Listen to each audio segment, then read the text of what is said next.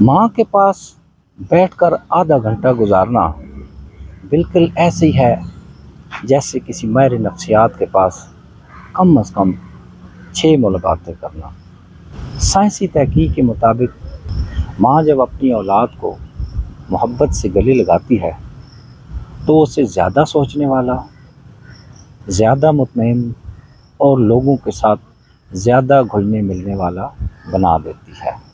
ماں وہ ہستی ہے جو اپنی اولاد کے لیے آنے والے برے وقت کو پہلے سے محسوس کر لیتی ہے، لہٰذا اگر وہ کبھی آپ کو کسی کام سے روک دے یا آپ کو باہر جانے سے منع کر دے تو آپ زیادہ حیران نہ ہوں کہ ماں اگر اپنی اولاد کی تکلیف والی جگہ ہاتھ رکھ دے تو اس کی وہ تکلیف کم ہو جاتی ہے۔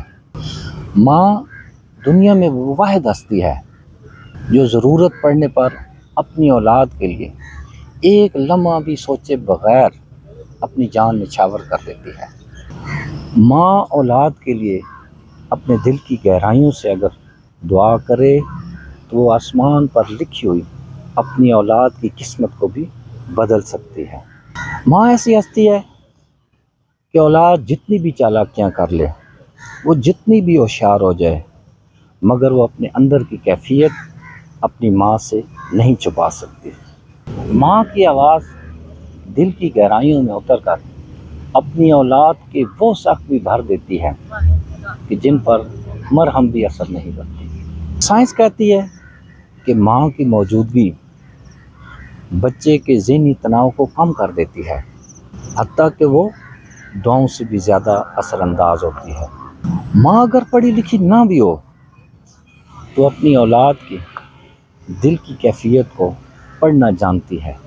ماں اگر اولاد کی بیماری میں مسلسل جاگ رہی ہے تو آپ سمجھ جائیں کہ نیند سے بھی زیادہ قیمتی چیز اس کے لیے اس کی اولاد ہے۔ جب آپ دنیا کی بے رخی سے تھک جائیں تو اپنی ماں کی گود میں سر رکھتے ہیں، آپ یقین کریں وہ آپ کو اس دنیا میں نئے سرے سے کھڑا کر دے گی۔ ماں کے آنچل کی چھاؤں دنیا کی ہر چھاؤں سے زیادہ ٹھنڈی ہے، اور ماں کے آنچل کا تحفظ دنیا کے ہر تحفظ سے زیادہ محفوظ ہے۔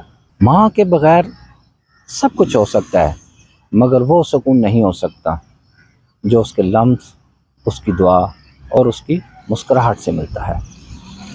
اللہ تعالیٰ سب کے والدین کو سلامت رکھے، آمین۔